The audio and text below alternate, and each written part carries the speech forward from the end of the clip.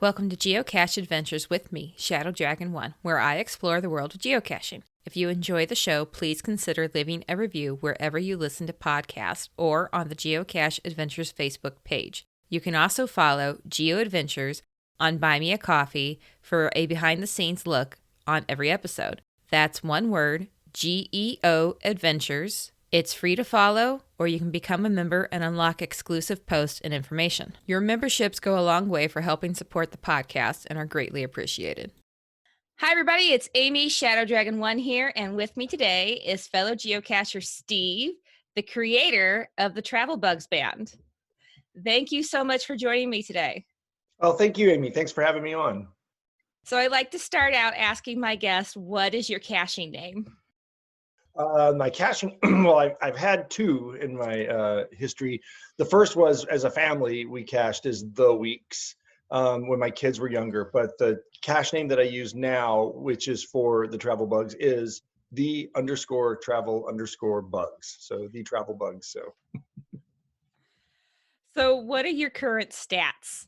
I just love numbers and I just like hearing what people are at. I don't have the most impressive stats. I've over 400, but not 500 total caches, and I don't know if there's specific stats, but I've found most of the different types of caches, other than the sort of the rare ones like the ape ones and things like that. Most of my caches are adventures, I feel like, and so I don't have a lot of bunches of caches in one day, that sort of thing. Those sort of caches. Usually, I set out to find a cache, sort of thing. So. Yeah, that's one of the fun things about geocaching is everybody can kind of play it a little differently and get what they need to and want to out of it. And it evolves for a lot of people, and I don't think my story is unusual in that fact, because I've talked to some other people who started when the kids were little. It was like a very thing that we did as a family, and we only found the caches that had items to trade. Yeah. And usually involved some big hike that we could go on as a family. And then the kids grow up and lose a little bit of interest. And then suddenly, you might shift how you geocache or why you geocache. So that's definitely the case with me. How did you get into geocaching in the first place? So it was very, very early in the days when it began. A friend of mine just told me about it. We were at a party or something, and he was telling me his family had started doing it. He says, yeah, we do this thing, and I couldn't believe it. I thought, really? How can I not know about this thing that's all over the place? And it just really was really my cup of tea. The whole idea that people were out there hiding stuff and other people were finding it. It had this like clever aspect to it. And so seriously, like within days, I went and bought an old Garmin, or at the time it was newfangled Garmin GPS. And we started as a family. I think we planted a cache, I want to say 2002. So we started near the beginning. Oh, wow. It wasn't all that old when we started. Wow. So you're a musician. When did you first get into music? Did it start as a kid? Were you a bit older? Everybody sort of has a story, and a lot of times it evolves like their geocaching story does. Yeah, I mean, that's true. I mean, as a music was always a part of our life in my household. My dad played the accordion and the piano, and my mom was handbells in the choir, and we sang and played piano and stuff. And I've always gravitated towards music all my entire life. I was the kid that if there's an instrument in the room, I'd be over there trying to figure it out, sort of thing, and songwriting. And slowly but surely that developed into little music projects with friends, little bands and this and that. And then when my kids were very, very young, I started writing some like little kids music for a curriculum that they were involved in. It was like a preschool type curriculum. And that kind of, to make a rather long story very short, just kind of took off for a while and organically grew. And actually I gained some success in that and started actually being a musician kind of on the side. And then for a while there, like full-time and stuff and touring and that sort of thing. And then, and so it just grew. That's how the music side grew. And there was a point where I didn't have any projects to work on, any music project. I was kind of like don't say writer's block, but I just didn't know what to do next. And a friend of mine and I were working on various different projects, and this idea came like, I wonder if anybody's ever done like an album of geocaching music, because I really like the activity. I think it's a really positive activity. I like the fact that it can be, very family friendly. I like that it's clever, and I really like that it encourages people to get outside Yeah. and kind of get off the couch and go hiking. And I just think it's a very positive activity for people to do. And so I was like, maybe I could do that. And I really kind of started researching a little bit, like, does anyone already do this? I don't feel like there's, room enough for a bunch of geocaching bands, and I found that no one was really doing it. And I thought, well, and so I spent about a year just kind of, writing songs. And I finally was like, I'm going to produce an album and see what happens. So If anybody's not really familiar with the album, what types of genre of music are we talking about here? And well, see, this is the beauty of something like music about geocaching, right? In my opinion. And this is the reason I took on the project, why I had so much fun, is when you say geocaching music, that's not a genre, right? You're just talking about the audience. And it's a pretty diverse audience. So you can kind of do anything.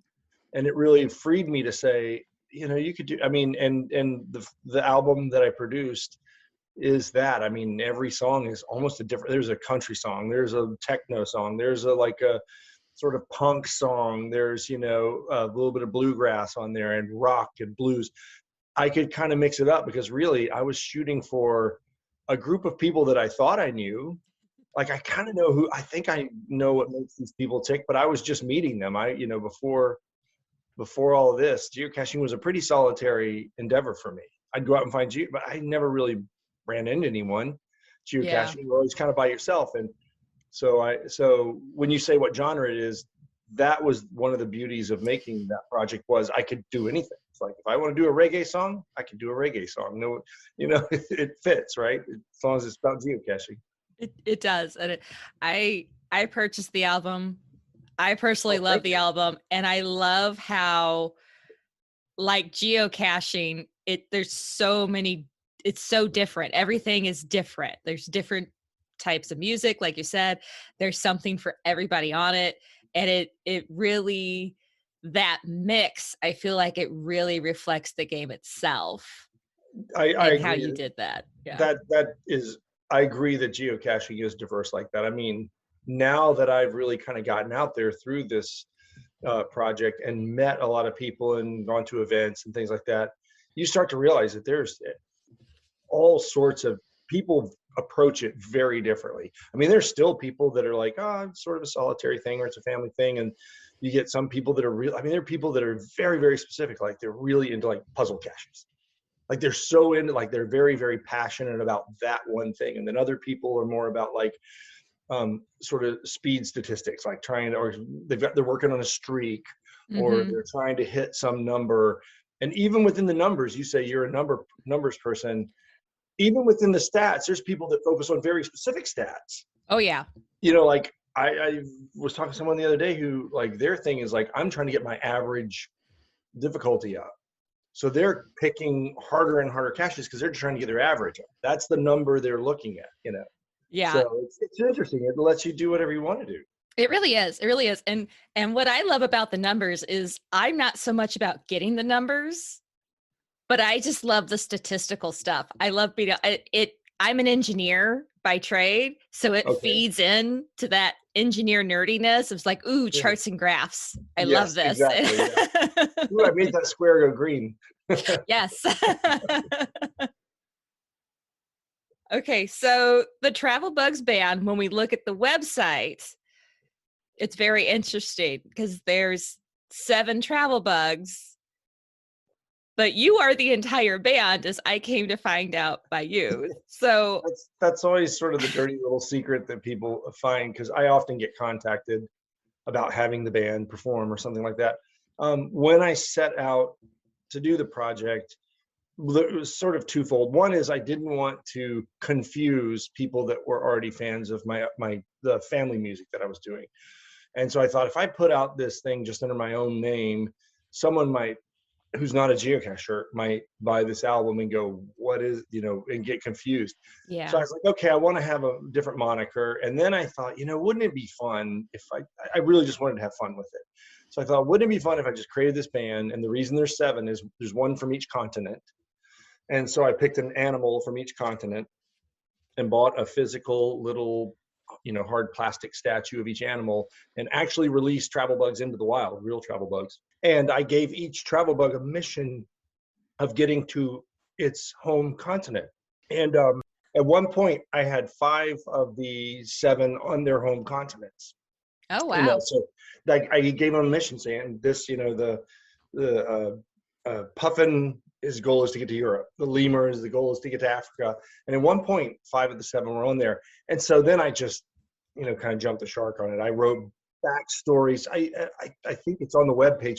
I have biographies for them, how they met, what instruments they play, and just was trying to have fun with it, might as well. It is. It's fun. It's very interesting. And then when you go on the site and you start poking around, you see pictures of the little guys. And when you click them, you get to actually go discover them on their geocaching page, which is pretty cool.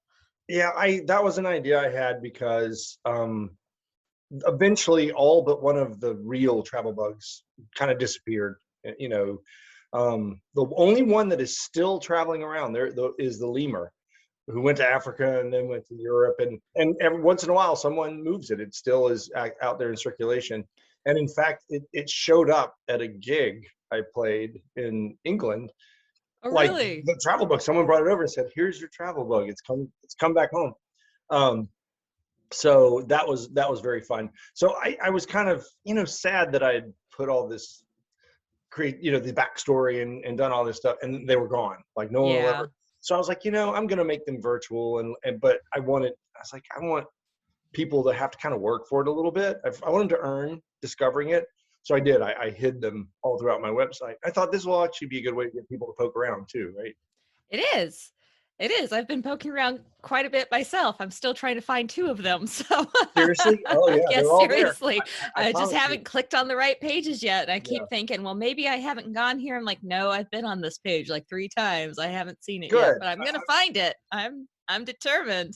I hope you're having fun with it. I am. And it's not a red herring. They're all there. They're all out there somewhere. Okay, so the album Found It. Did you write or co-write all the songs yourself on the album? I wrote all those songs. Those are all original songs. So Since the band is really just you, how do you record all the instruments? Do you play them all separately? Do you hire somebody to come in and play it? Do you get a group of buddies, say, hey, pizza and beer on me, come do yeah. this? How does that work So out? you're an engineer. You're gonna love this part. Okay. So it's basically I play all the. I'm a multi instrumentalist and a home recording musician, and you just build it up. So it's kind of as an engineer, you can think about this. I have to design it to a pretty detailed level, because when I start playing the first thing, let's say the first thing is the drums, I have to know what the rest of the song is going to be like. It's not like I'm playing with anyone. I'm just playing the drums, and in my head, I'm hearing a song, and then I put down the bass line, and then sometimes I'll even go back and re-record once the song is more developed. Say, let me go back and let the bass player have fun. Let him play along with the other instead of But it is one at a time. You record one and then layer on. Usually drums and bass come first because that kind of puts down the backbeat, and then start layering on keyboards and vocals and guitars and things like that. Okay, very cool. So, out of all the songs on the album, do you have a favorite that's just the most fun for you to play? Oh, for me to play on that album, I like playing. I think I like playing "Took Nothing, Left Nothing" Signed Log. It's just got a fun little riff to it. I like that one a lot, and it's funny because when I perform, sometimes I performed as the Travel Bugs as a solo artist. I do basically an unplugged set. I Okay. most recently I did. There's a big event in Mingo, the Mingo Madness, Mm-hmm. and they booked me, and the same thing. they booked the Travel Bugs. And I said, well, turns out there's no band. And they were like, okay, we'll book you anyway. And I just I used a looper to kind of add some things. And that's a very fun one to play, as a solo set. And also the other one that's a lot of fun is actually the title, Found It. It's just, I don't know. It's very fun because of this. It's very simple and straightforward, and just sort of. So that's a very fun one to play. When I play as a band, and I do have some musicians I play with as a full band. They took nothing left, nothing signed log. That's like I know that question has been asked of them. What's your favorite? They like that one. But when I'm playing with them, I actually like. When we do First to Find, I like that one a lot because now that I've got a band, it's like, oh, we can get all these like things going, all these harmonies and stuff. So I could see how Took Nothing Left Nothing with the beat and everything it's got could be really fun to play. Yeah. One of my favorites is To Whom It May Concern. The whole premise behind that, like when it first started out, I was listening to it. It's like, where is this going? And then I was laughing by the end of it. Good. Bug L Guy and his issues there was just hilarious. How did you come up? Like, where did that? Because it's the reverse side of geocaching. It's not the geocacher's view; it's the Muggle's view. So, what made you come up with that idea? That was actually the first one that I wrote. Oh, really? Yeah, and actually the nugget of the idea, my friend and I, that we work on a lot of projects. He's not a geocacher, he's not a musician, but he just kind of good sounding board, good guy to like collaborate with. I was saying, I want to write a song that it's funny, will be entertaining. And we were sitting around, and I think he was the one that said, well, you should do a letter. Or no, you know what it was? I was like, I've always wanted to do a song that's a letter, like a series of letters. And he's like, well, what if it's someone complaining about geocaching? It's like, well, I don't want to make it negative, but wouldn't it be funny? And it kind of evolved that way, but it was the first one. And I don't know if you've ever seen, I did a music video for that. I saw that. Yes. Yeah, that in my yes, my that was workshop. another one. I was laughing when I watched that because it's just it's so fun, and it just, like the song isn't kind of like a joke in itself because it's like the joke's on this guy because he's got no idea what's going on. Right. And then the lovely, I think the website you said, like, what was it, like $1 million movie project, and you got the stick figure drawings, and it was just hilarious. It's just fun. Again, as an engineer, you'll probably appreciate, in order to do that, because the drawing is like really fast. Mm-hmm. I actually had to record the song and slow it down to like 1/3 the speed. Really? And played it while I was drawing so I could time everything. So it's really like, it's literally that slow. And I'm drawing as fast as I can and trying to time it. Okay, and then sped it all up 3 times as fast. So I'm moving 3 times as fast, but the music is at the right speed. I was wondering how that worked out. If you had to slow down the music, or if you sped up the video and match the music, or how that works. It's kind of both. You slow down the music so you can draw a normal time and time it, and then speed the video up 3 times, and now it'll be in sync with the music, That's awesome. That's pretty cool. So on your website, it lists that one of the things that you do is custom songs for geocachers. That is true. And you have Fiona Finds an Earth Cache. That's one of the custom songs. Yeah. How does that work out when somebody says, hey, I want a custom geocaching song? Do they come with you with an idea, or do they just say, I want something, but I have no clue? Or how does that work? For the most part, it's usually they come so there's a couple things that happens. One is I've done a lot of like podcast theme songs. Yeah. And those are usually just someone's like, I need some music and I'm tired of using royalty-free stuff. And I love doing that. And I usually bounce ideas back and forth with the host. And I'll say, what kind of music do you want? I kind of really look at them for a genre, because it's going to reflect the nature of the show. Is it like an upbeat rock show, or is it like kind of chill vibe or whatever? And I'll try to match. And then, you know, then I'll try to come up with like, what is the thing for that song? Because you got to say a lot in a very short time with the theme Yeah. song, 30 seconds or a minute. And maybe it's a tagline or something they say in the show, or come up with an idea. The most recent one that I did there was one in Australia, and and the host and I were bouncing ideas back and forth, and she's like, I kind of want it to be a little bit like Men at Work. I don't want it to be Men at Work. I want it to be, and then finally I was like, I literally was like, I was so afraid of inappropriately trying to honor Australian culture, because sometimes you think you're like, oh, I'm going to do this, and but that's offensive, or you're reappropriating someone's culture. It's like, we don't like when people we don't look at us that Right. way. And so I literally went to a website and said, what are Australians proud of? Like, what are they proud of? And it was like, okay, they're proud of the Sydney Opera House, or proud of, and one of them was the kookaburra. And so I went back to the thing and I said, is this, this is a bird, or I could put a kookaburra in it. That would be really cool to put it in the song. And she goes, oh, yes. Can you put like the kookaburra laughing at the end of the song? And that became the signature of her theme song, was this kookaburra laugh at the end. She's like, Australians know that. They know, they hear that, and that's like, um, so that's the podcast. Now for the song, like Fiona Finds an Earth Cache, that was part of an effort I had to raise money to get to England to play at GeoCoin Fest. Oh. So GeoCoin had agreed to book me, and I was just trying to break even there. I was like, if you'll just pay my expenses, I'll come play. And but I also made a promise to them and said, if you book me and promise to do this, I promise you that I'll work this year to raise money in any way I can, and any money I raise, I'll give it to you, basically to pay me. I'll knock off the bill. And so I just tossed it out there. I said, if anybody wants a song written, here's the deal. And this cacher from Scotland, her caching name is Mrs. Scott Hogg. And she is really, her passion, how we talked about people who are passionate about different things, is earth caches. At the time I wrote the song, I think she had found 800. I bet she's up to 1,000 now.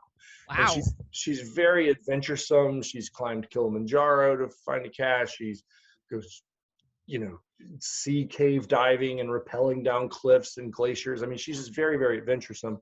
And so for that one, she really didn't have an idea. She just had some general things. I wanted to be positive. She said, I don't want it to be something where, it doesn't work. Because some of my songs are kind of tongue in cheek, like it didn't quite work out. The Yeah. first to find guy doesn't get the first to find. It's like, I kind of want it to be positive. I want to share my love of earth caching and encourage other people to do it. And so I went and read her logs. I just went and like spent a night like reading back through all her earth cache logs and saying, oh, she ran into a mountain lion in California. Oh, she went into this cave in Scotland. And so I kind of started piecing together. And at that point, I had only found one earth cache in Colorado, and it was this cliff that had some fossilized scallops in the wall. And so the first verse was, I said, well, I'll put my own experience in there of this fossilized cliff. And then the rest of it is all from her logs. And I have to say that now I found a ton of earth caches, because in doing research, I was like, oh, here's an aspect I didn't consider. Like I thought, oh, who wants to find those? And then you go like this, if you're into geology and stuff, it's really cool and fun to do. So That's really neat. I love how you pulled from her logs and her experiences well, and put that in there. I kind of feel like if she's commissioning it, it's her song. Yeah. And that was the other thing I told her. I said, you can do whatever you want to with this song. It's your song, right? This isn't, I won't go, put it on another album unless you tell me to or anything. It's your song. And her request was, I would like for it to be made freely available to the geocaching community. And so it is on the website. You can go get it for free. So that was her thing. She's like, I've paid for it. It's a song about my passion, and now I want to share it. So I want everybody to be able to get that song free. That's awesome. So you mentioned a little bit the GeoCoin Fest that was in London. Was that 2019? 2019. It was actually up in Manchester, in the north of England. Yes, and that was, and again, another, like we say, aspect of geocaching. this is a whole festival for people that are very, very passionate about the coins. I mean, it really is a festival about, I mean, it's kind of about geocaching in general, but it really is about people who really are um, dedicated to crafting and designing and trading and collecting coins. And so that came about because there was a guy who was in charge, him and his buddy were in charge of this festival, and he really, really, really wanted to be the guy that caused the first full band Travel Bugs concert to happen. Because up to that point, I had only played as a solo, acoustic, and he really wanted that. And I kept telling him, I'm like, I don't know how we're going to do this, and he was just a bulldog about it. He just, I'm going to get a stage, I'm going to get a sound system, and I'm like, yeah, but I'm just one musician. And next thing you know, I get like a email from some dude named Hans in Belgium saying, "I'm your drummer," and, uh, and and so we practiced over the internet, sending videos back and forth. Like I would literally go take one of my songs and I'd do a video showing them how to play it. Like, hi, I'm Steve, and here's how you play first time. And then they would go and craft a band version of it that they could play. And sometimes it was as close to the album as they could get. And sometimes they just had, I said, take liberty if you want to. So they'd be like, we're going to make, like when they do Found It, they make the chorus reggae. They just go into, they're like, we want to do a Oh, reggae here. So they just like, they had fun with it. And then they would send me their version back with no vocals so I could practice with them to this, okay. so I would practice. I'd be in my living room playing along to this, MP3 of them playing my song that I had taught them. And then we literally, like, I got to Manchester first and I played a set of just non-geocaching music, just like sort of cover tunes and just to entertain the crowd. I did a couple teaser geocaching songs, but mostly I was just playing, singer-songwriter cover tunes. And then the Belgians were driving, as they had driven, putting their van on a train to the channel or whatever, and they arrived like right as I finished, and it was like, hello, nice to meet you. And then we started playing. Oh, wow. We kind of played cold. It was one of the more unique music experiences projects that I've worked on. And and we've since become fast friends. I mean, me and those guys are so, yeah, it's really, really nice. That's awesome. So when you finally got to play, you basically introduced each other and then just dove into it. It was pretty much like that. Like they came in and they were frantic because they were trying to figure out where to park their van, and they had to load it and a drum set and stuff, and I had video chats with them. I mean, it wasn't like we had, but Right. this was the first time we had ever been in the same room together, and it was pretty much, they set up, I helped them get set up, and then we were off and running, and I should really give them a plug too, because they also have a geocaching music band. Their approach is slightly different. They don't do original tunes.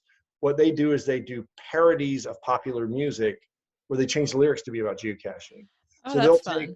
yeah, it's super fun. They'll do like the one I love of theirs is called it's Video Killed the Radio Star, that song. Yes. They do Pokemon Killed the Geocache Star. And so they've got a whole sort of anthology of these wonderful parodies that they do, and they're really, really top notch. I can't speak highly enough about them, and they just did me a solid just by learning all my songs. So they played two sets. They backed me up as a Travel Bugs, and then they went on also as they're called Bugsy Travels and the Emma Box is the name of their band. And so they had to learn two sets of music, I guess, or at least have two sets of music prepared. Wow. That that is just wild, that whole thing. That's pretty I mean, cool. it really is. I've worked on a lot of really interesting music projects, but that was really one of the most interesting and most rewarding. I mean, just developed some friendships. We played at the GeoCoin Fest in the big convention center, and then later that night they had an after party in a pub in Manchester, the old Nag's Head pub, and we did it again. We just played. We did the whole thing again, and that was a real blast. I mean, getting to play in a Manchester pub, and it was a smaller crowd that was really, in the convention center, everybody's there for the geocoins and they're listening to you or whatever, but in the pub, they're there for the music. So it was a lot of fun. That's awesome. So I believe you are booked for the upcoming 20th celebration that we have been waiting for however many years at this Yes, point for 2 years. So that's in August, correct? correct. In Seattle, Washington. Yes. And that's GC code GC896PK for anybody that wants to check that out. What can we expect to see from the travel bugs there? Are we going to have a full band set worked out? Is Bugsy coming over across the pond to hang out, or what's going on? What can you tell me? Yes. The guys from Belgium, Bugsy Travels, is coming. That's And awesome. they're coming, and they're going to back me up as the travel bugs.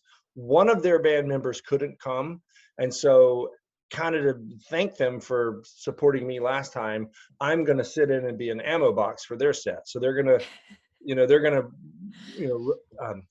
get my songs back up on their. They've already had learned them before, but it's probably been a while since they played. It's been a few years. And then I'm gonna learn the guitar parts, and I'll be an ammo box for a day, and they'll be travel bugs for a day. So yeah, That's awesome. That's awesome. yeah, it should be a lot of fun. I'm, looking forward, and we have been waiting because it was supposed to be 2020, and then Yeah.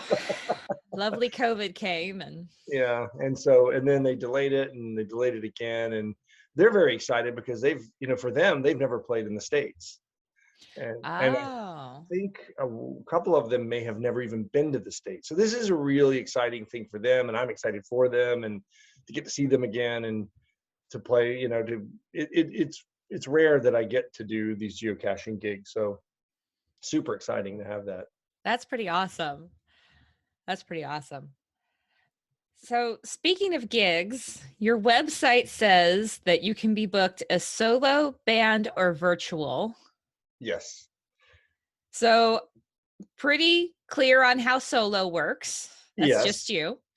When you do a band, uh, I'm guessing it's not always Bugsy in the ammo cans. Well, it has always been them Okay. because there's only been one full band concert, and Okay. but I still have this like secret dream that I'm going to get to go over and play in Belgium, or that someone's going to bring them over again for other things. So I do like playing with those guys. But if there was other musicians that it could happen again. They know all my songs, so really when I say full band, I'm thinking yes, maybe I can play with Hans and Jan and Peter and Nico again. Um, but yeah, I put it out there. The big thing is, Amy, you probably learned this with your podcast and everything. You kind of have to just be open to ideas and Yep. see what comes. I mean, so I was doubtful when the guy called me and said, "I want you to play in Manchester, England." I was like, "That's never gonna work. Are you kidding me? How's that gonna work?" You know. But if you just keep your mind open and you're like, "Okay, I'm willing to collaborate with people and work." So yes, I like playing as a full band. How does that happen? We'll see when someone calls and says, "I'd like to book the Travel Bugs as a full band." And then the virtual is because I have done, because of COVID, I've done some virtual concerts, and most notably, it was called CacheCon. That was put on. Do you know Yes. Gary? Worldwide And Cache Con. there was the year that it went virtual. I did a. They had it was all day long thing, right? 24 hours, I think, or some really It long was really event. long. And then it was Um, all on YouTube, if I remember right. And then I don't know how they did it. They're video wizards. That is beyond me, but they were yeah. able to do the bookmarking so you could jump to the different parts if you just wanted to check out certain things. And it was pretty awesome. Yeah, and I wrapped up that with I think it was it was acoustic. I was in my little wood shop with my guitar and did a full concert for that to wrap up, bring which was really fun because I was really worried about live sound and stuff. And what if something goes wrong with my internet connection is not good? So I really pre-recorded it. I said, I'm going to pre-record it, but you Oh. can show it back. So I pre-recorded this concert, but it was for them. I mean, I'm talking about them, and it also allowed me, so to do a duet with one of the Belgians, Jan, who is the lead singer and guitarist for that band, we did I have a single, it's not on the album, called The Worst Cacher. It's about the worst cacher in the world. And it's sort of like an Irish drinking song. That's sort of the genre, you know? And and when we did it in Manchester, we didn't do the full band. The two of us got up there with acoustic guitars and did it. And it was so much fun. And everybody loved it. And I said, Jan, do you want to do this for this CacheCon? So, and again, it was really hard because we can't really do it live. That doesn't work that way, the delay and everything. So I had to record my part as if he was with me and then send him the video. And then he played along with me. And then I took the video and put us in a split screen. So we're together, or, we're Okay. talking to each other. So, Jan, what do you think? Well, it was all sort of scripted out. But it was a lot of fun. And by doing that, the unexpected, really fun thing that I had was, because I wasn't actually playing it live, I could just be on the event YouTube feed commenting. People were asking questions and I could talk to people, That Okay. was an unexpected benefit, was that as I'm playing, since it was pre-recorded, people could ask questions and I could answer questions and stuff. And there was like side conversations going on. That was a lot of fun to do that. That's cool. Was it weird watching yourself perform while you were fielding questions? A little bit. I mean, because you're tempted, like, oh, I could have done that better. You're mostly critiquing yourself, like, oh, I should have, done whatever. But yeah, that was a very good, very fun, and everyone was in a really good mood. I think that event had gone very well and people had had a good time. And as people were coming online as morning, it's like, oh, the Australians are online. It's, now it's daytime over there. People had dropped off, gone Yeah. to sleep, gotten back up and gotten back on. And so it was just like people were just joining. People were just really in the mood to say celebrate, but sort of recognize that they had had a good time. Everybody was just talking about what a great time they had, and they were complimenting this section or that section and the music and everything. So it was very fun. I really enjoyed that.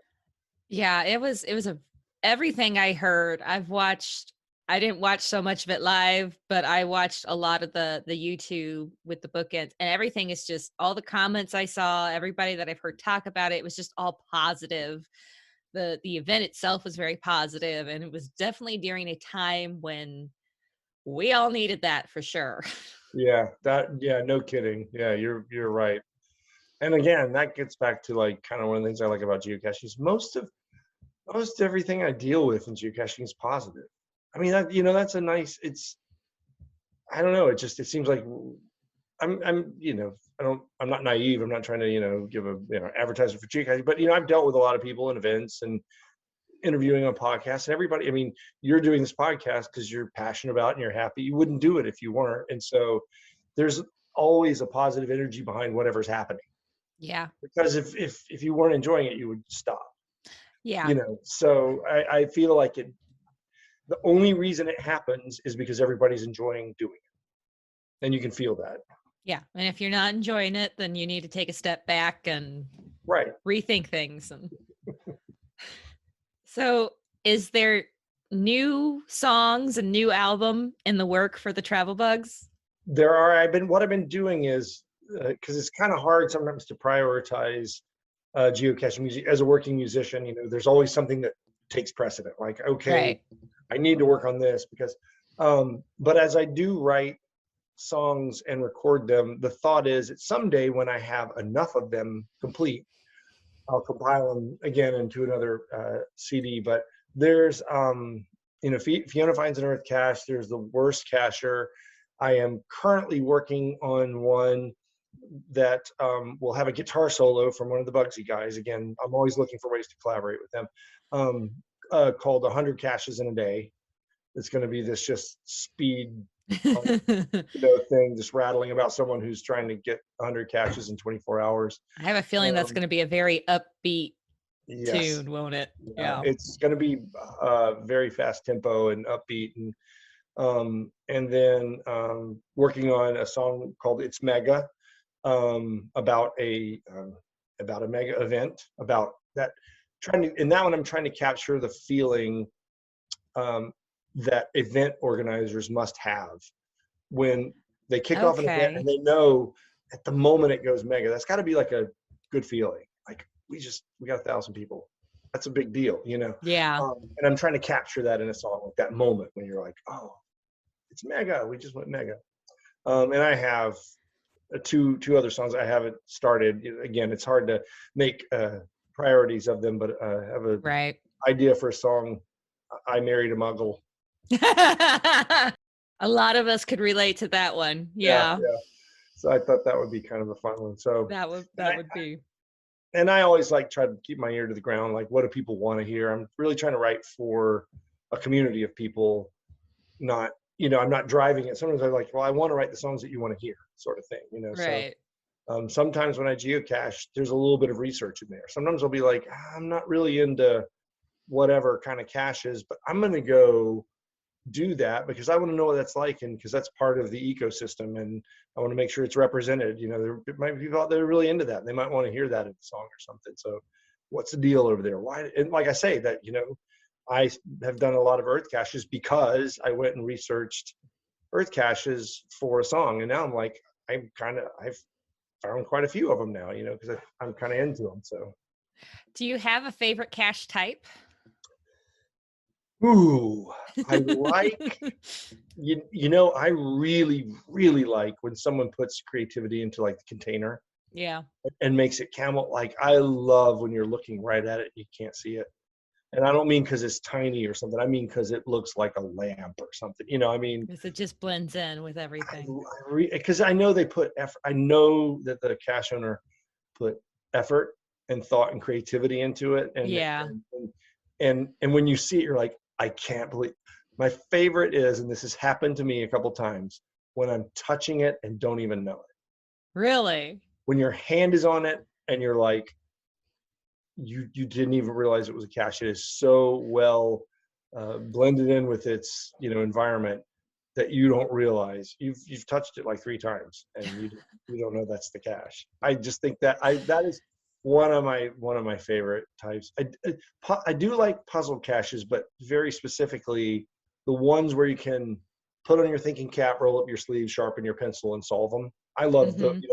like you just using logic and math, and I like those kind of puzzles. I'm not as big of a fan of the ones where you just see some, like, well, you've got to know some key in order to, more like deciphering than Yeah. puzzle. I like the ones that are true, like a big word problem or a math problem, or something where you've got to sit down and just spend an evening like cranking through it. And I do like those as well. That's awesome. Well, you have agreed to do the cache highlight for us this episode. And the cache was called Spoiler, That's right. and it was GC9PK9J. And it just so happens it's one of those mystery puzzle caches you were just It talking is. about. So, It what can you is. tell us about this cache? What's a puzzle cache, Amy? I can't tell you anything. No. So I decided, in my previous caching handle, which was with my family, we had planted a few caches, and one of them's still out there. It's pretty remote and often a cross country ski thing, and so it doesn't get found often. But as a result, it survived a long time. Um, but as the travel bugs handle, I've released a lot of travel bugs, as you would imagine. But I had never planted a cache. I realized I've never really planted a cache as the travel bugs. So I thought I kind of owe it, for all the people that are out there planting stuff so that I can find it. I feel like I need to plant a few. Um, and so I decided I'm going to plant some caches that are themed on the songs. And so the first one I chose was Spoiler. It is a puzzle cache because the puzzle is a spoiler photo. I'll just leave it at that. Yeah, I went to the cache page and looked at it, and I laughed when I saw Oh, did what you? was in the photo of the red Okay, yeah. herring. Yeah. I figured some people will get that, but yeah, it's Yeah, I got a chuckle out of that one. I was like, "Oh, that's lovely." The photo is a red herring itself. yeah. And I had to ask someone who is a much more seasoned geocacher than I was. I put the puzzle, a prototype of it out, and said, go solve this and tell me what the difficulty is. Because I didn't know. I thought, have I invented a new puzzle or has someone already done this or whatever? Mm. And I thought, ooh, this is new and unique. And he was like, yeah, this isn't that new. And actually you were pretty kind. Like, so it is a difficulty too. It isn't the hardest puzzle on the planet, but it's fine. I want people to find it. So So when they find it, I don't want you to give too much away, but is the container something unexpected? no, not really. It does say spoiler on it. I did a little video where I'm like doing the video. No, it's a pretty standard urban hide. Okay. The find itself is not, it's not anything different. It was really the puzzle. I wanted to do a puzzle where the puzzle was an image, like a spoiler image. So I wanted to kind of do a nod towards that song. And the next one, I'm working on one to plan. I'm just trying to find a location. I want to do one for the worst cacher, which is the single I was talking about. It's not Mhm. actually on the album. And I'm trying to figure out how to work in DNFs into it. At Oh. first, I thought like, how about a challenge cache where you have to have a certain number of DNFs? But I was told by someone that might not be cool, like that might not be allowed by the rules for some reason, because you encourage people to go out and log DNFs and Yeah. skew the stats and stuff. So I'm thinking I could either do it where you say, oh, you just have to have at least one DNF, then it won't really skew stats. Maybe they'll approve that everybody has one D. Or what might be even better is, in order to log the cache, you have to share your favorite DNF story. Share your Oh. log has to be a post where you talk about some time that you didn't find something and why, the special, and that, and then because it's all about the song, The Worst Cacher is about a guy who's cached for 20 years and has never found a single cache. Oh. So, and it's sort of like I say, an Irish drinking song. So I'm also thinking I want to put it somewhere near a craft beer establishment so people can go maybe raise a glass afterwards or something like that. So There you go. yeah, I'm trying to have fun with it. I want to put some creativity into it so people hopefully enjoy it. Yeah, for sure. That's awesome. Well, I'm trying to think how that would work with a challenge cache, and because there's a rule that there has to be a checker now. Yes, I believe so. So And can that be checked? I don't know. I don't know. At first I thought, all these challenge caches are rewarding you for positive numbers, right? I Yeah. was like, I want to reward the people who are honest, who like log their, like, because like I think if you don't find it, you should log it. You should, And so, but then, like I said, someone was telling me, they said, well, this might not be allowed because you might get people who say, well, like, let's say I made it 100 DNFs. There might be someone who's like, all right, I'm just going to go pick 100 caches that I have no intention of finding and log DNFs just so I can get this challenge cache. And I don't want to skew Mm, stats or make suddenly people are like, why is everybody not finding my cache? yeah. I don't want to cause that. I don't want to cause trouble. I want to make it fun, but I don't. So I thought if I made it small enough that everybody would qualify, like if you haven't logged one DNF, I mean, come on. Yeah. Yeah. I think you geocache long enough and everybody's going to have at least one at some point. Right. It's just, Right. did you log it or not is the question. So, or like I said, I could just make it where people could share stories. Maybe put a journal in it and you write your DNF story. The Oh, that journal. would be neat. So people find the cache, they can like read back through other people's horror stories, That would be interesting to see. I'm sure there'd be a lot of interesting stories. Oh yeah, yeah. Given enough time, there would definitely can turn Sometimes that those are into a book. yeah, sometimes those are more interesting than the stories of finding something. It's Yeah. like the time that you didn't find it for some bizarre reason. Yeah, that would be interesting. I wish you luck figuring that out. That I hope you find a way to make that work because I love the kind of twist that puts to it. It's just little, it's something that we all deal with and nobody wants to talk about. It's the elephant in the Yeah, room, but we're going to sweep it yeah, under the rug and hope nobody can see that giant thing under the rug. And right, exactly, yeah. yeah, that's It's pretty it's it's awesome. it's embarrassing. I mean, I have to say, I'm sometimes so embarrassed when you see a cache and all the logs are like, "Oh, easy find. It's so easy. It's this, and you can't find it." Oh And you're like, yeah. "Well, obviously it got muggled." And then the next day, someone finds it. Easy find, easy find. You're like, "Oh, like, what is wrong with me?" Yeah. Yes. Yes, exactly. I've been there and it's like, how did I not find this?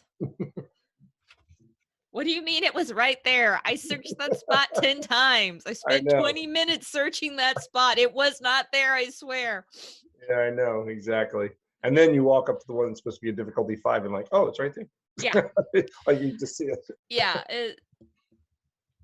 Yeah, it's trying to gauge that difficulty is always interesting. And I know I've seen some threads on Facebook where people get frustrated when the difficulty level of a cache gets tweaked because then it messes with that DT grid that they're Oh, like trying to complete that challenge. But it's I like, guess I well, I guess if I have a question. I don't even know this. I'm actually asking this in reality. Like if you find a cache that's, let's say, a 3-3, hmm and then a month later the cache owner goes, "Yeah, this is really a 3-2." They change it. Does your stat change, or did you log a 3-3? I don't know how that works. I think it changes the stats because I have seen Oh, people um that come up and say, "Hey, I've gotten this new like in the GC project GC tracker because some county line, I forget where it was, but some county lines got tweaked. And oh, in the GC tracker, at least on Project GC, it recognized that and it oh my goofed up some goodness! people's county maps that were trying to count counties. And It's they geo. suddenly It's didn't have a county that they had found because the line was like moved by like 50 feet or something on the map or whatever it ended up being. okay, Amy. You and I are going to coin a phrase. It's ours. We're going to call it geomandering. That's our that's our phrase for that. You I start like it. you start you start geomandering with county lines to improve your stats. Like, Yeah. Yeah, I've heard some people I've heard seen post on Facebook somebody comes up with I've never been to this state. Why do I suddenly have the geocache souvenir in this state? Well, apparently your geocache moved because it was like oh, right on the along the border. state line Oh and they wow, relocated the coordinates. that's interesting. Yeah, I don't every now and then I see people are like, "Hey, this is why am I getting this? This is weird." And it Wow, seems to be cuz a cache coordinate has been updated or something with a map has been updated. So I sure. think if you change the DT, I think it would It would affect change people's stats. stats. I didn't know that. I had never really thought of that until you said that. I was like, I wonder how that works. Yeah, I could there was I saw one and somebody was just venting, they weren't being belligerent or anything, but somebody was just venting on Facebook about the cache they had found to fill in something on their fizzy grid. They're like, it changed, and now it doesn't work. And it's like, why do people do this? And it's like, well, if it's a new cache and they're trying to figure it out, I can't say I Yes, blame them for doing it, but I can yes, understand you getting frustrated because you had and hit it is. that for a It's reason. it's kind of subjective, so it is a self-correcting thing. I like in my case, like I said, I ran it by someone because I was like, I don't know. I really don't. Yeah.